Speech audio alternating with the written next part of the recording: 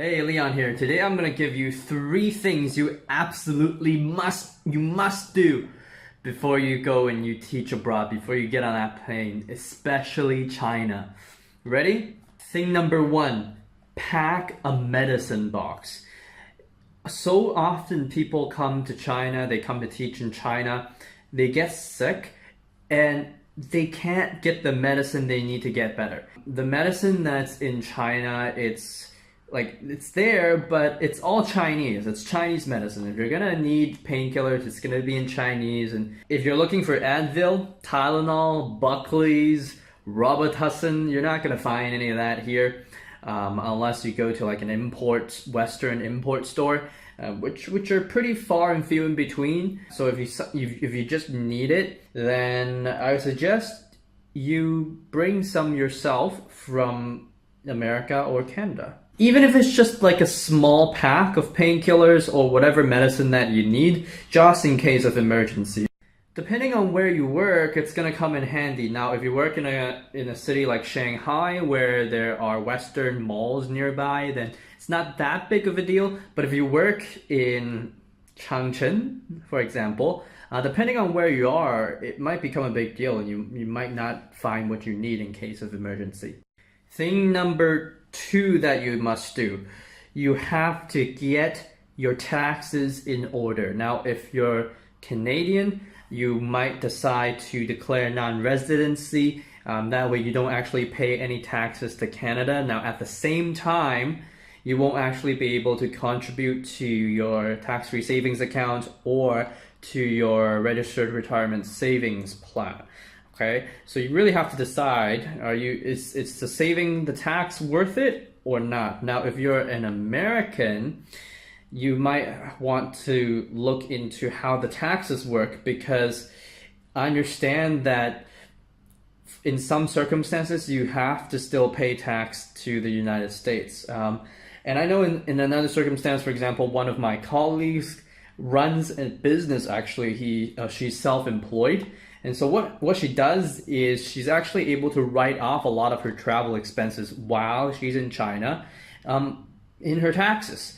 And she actually writes off the whole teaching contract here just because the business that she's in is similar to the work that she does here in China. She actually writes off that whole teaching contest as part of her business income. Saves taxes.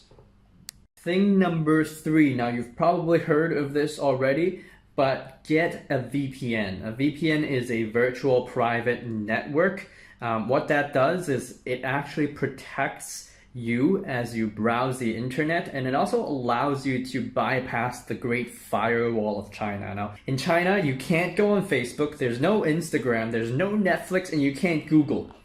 As well as you can't go on YouTube or a bunch of other websites. And some other websites, for example, your banking websites from America or Canada are going to be a lot slower without a VPN, and you won't be protected. So get a VPN. Now, the VPN that most foreigners usually get are either ExpressVPN, you can look that up, or Astrill. Which one's better? Well, I personally use Astrill, and some of my colleagues have used ExpressVPN in the past.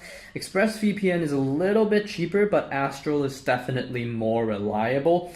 I've had a few times when Astrill was working just fine and ExpressVPN was down for a week or several days.